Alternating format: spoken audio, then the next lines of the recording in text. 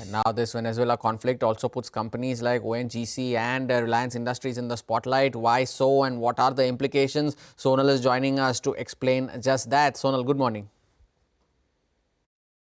Good morning, Hormuz. Well, a lot has been happening. Now, do remember in April 2025, Donald Trump had put sanctions on Venezuelan oil, and that's something that would change now, that would reverse now with American companies or US companies entering the market. That would mean there could be some pressure on oil prices because more supply would come by. Now, let's talk about company-specific data. For ONGC, they have investments in Venezuela.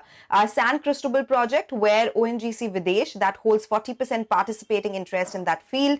OVL, Indian Oil Corporation, and Oil India also hold via JV 11% stake in Carabobo 1 field. So these are some investments that ONGC has. Now remember, because of all the sanctions that had come by, the company could not go ahead and execute the exploration that they were having and that particular field, because there was blockage to access to rigs, equipments and services needed to sustain the output. Also, Venezuela failed to pay dividends worth $536 million to ONGC since 2014.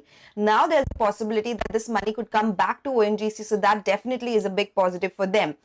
In fact, there's a PTI report which suggests that once sanctions are eased, or ONGC Videsh could move rigs and other equipments from India to Venezuela, and this could increase their output that had plummeted to as low as 5,000 to 10,000 barrels per day to now 80,000 to 1 lakh barrels per day. So the output could increase, and that is something which will be positive, along with the dividend that ONGC will now receive.